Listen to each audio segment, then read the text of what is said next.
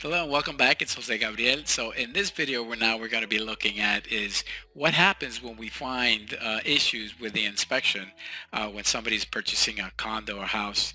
They usually have the right to do an inspection, so they do that inspection and they find all kinds of problems. How are we going to handle that? Now, just a quick reminder that the information that's provided in this video should not be considered as legal or financial advice. If you need assistance in these areas, you should contact a professional that is licensed to provide those services. So, as we know, on all properties, when somebody's buying, whether it's being sold as is or not being sold as is, you normally have the right to inspect. I would say 99% of all transactions, you do have the right to do an inspection, usually done at the very beginning of the whole process, right? As soon as they accept the offer, usually within 7 to 10 days.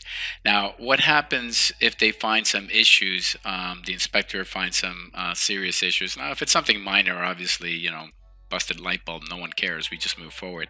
But if it's something major, the roof, the AC, what happens then? Well, it really depends is on the type of contract that we're using. Okay, if we're using the as-is contract, the seller is not required by the contract to assist with any repairs. Now, it doesn't mean that the buyer can't ask for some. They can still ask for a credit. Let's say they find $10,000 worth of repairs. Can the buyer ask for, 5,000, 4,000, maybe even the full 10,000? Yeah, they can ask for it. Doesn't necessarily mean that they're going to get it, but yeah, they can ask for it. Okay, so you can negotiate that. But at the end of the day, if it's being sold as is, we're using the as is contract, the seller is not going to be obligated to help with one single penny. The contract would fall apart, and then they would just put it back on the market. Okay.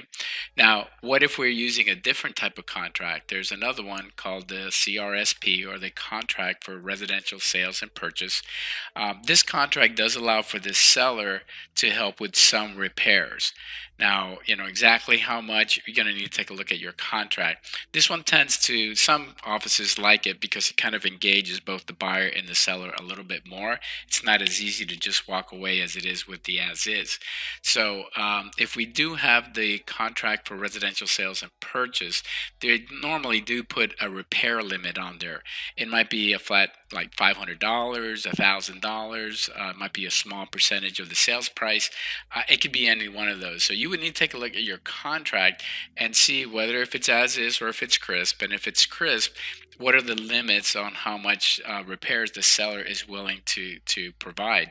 Now, if there's a dispute as to the total amount of what the repairs are or should be, because the seller may be saying, no, that's really only $1,000, and the buyer saying, no, it's 5,000. The contract basically says we have an opportunity to renegotiate. There might be a second or yet even a third inspection conducted. Excuse me. Um, and if there's no meeting of the minds, there's no agreement, it is possible that the contract might just fall through. So again, each contract and each situation is going to be a little bit unique, and you need to look at it on a case-by-case basis. So that's it, guys. That's a short version of what happens when issues show up on the home inspection. Hopefully you found the information useful. Obviously, all of these topics can get much more involved, but that's just kind of like at the high level. Hopefully you'll find the information practical and useful. If you have any comments, suggestions for me, please by all means let me know. You stay safe. Thanks again.